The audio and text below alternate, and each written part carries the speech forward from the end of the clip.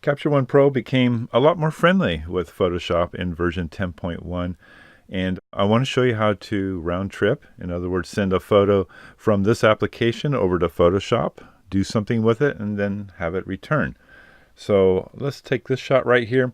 And even though I have fantastic black and white tools in Capture One Pro, let's say that I have something special that I want to do in Photoshop. So let's send it over. So I'm going to control click on the image. And the big thing to do, and this is really the main thing you have to realize when you're doing this round trip, is that you work with edit with.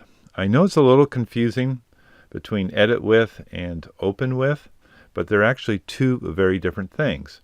Edit with is going to send over the file, going to create a handoff file and send it over to Photoshop.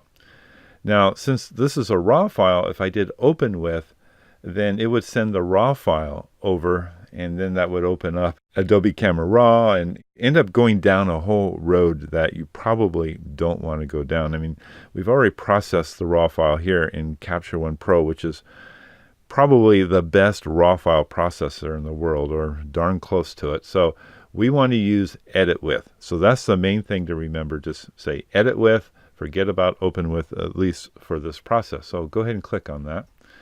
So then we have to prepare the handoff file. So obviously we want it to be PSD because we're sending it over. And you can choose 8-bit or 16-bit. That's up to you. I tend to work more in 8-bit. Some people say 16-bit's the way to go, but you know, those files are awfully big. We'll go with Adobe RGB for our profile. We could go with sRGB also. 300 pixels per inch is fine. 100%. And then open with, and then you choose your application. Obviously, I want to do Photoshop, so I'm going to do CC 2017. Okay, so we're ready to go. We have set the parameters for our handoff file. So now we'll edit it. So Capture One Pro prepared the file for us and handed it off to Photoshop. So we'll come up here to Image and go to Adjustments. And we will go down to black and white right here. And let's choose a preset, although I like the default.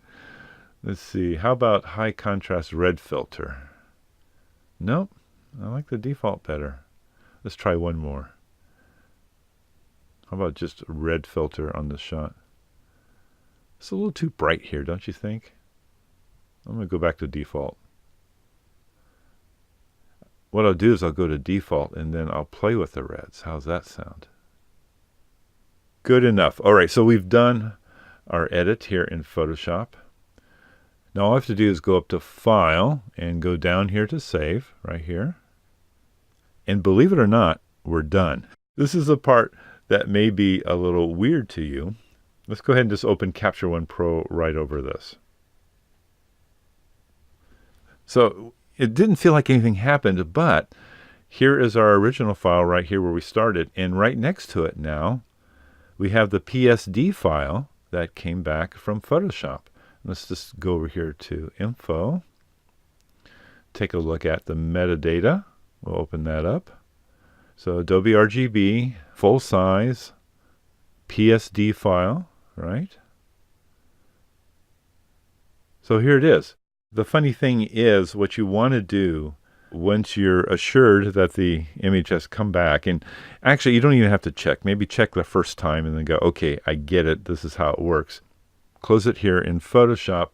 Otherwise, things could get a little weird. So, and you could save it as a file out to your desktop or whatever, but just come back and clean this part of it up. Now we'll go ahead and minimize Photoshop. And here we are back in Capture One Pro.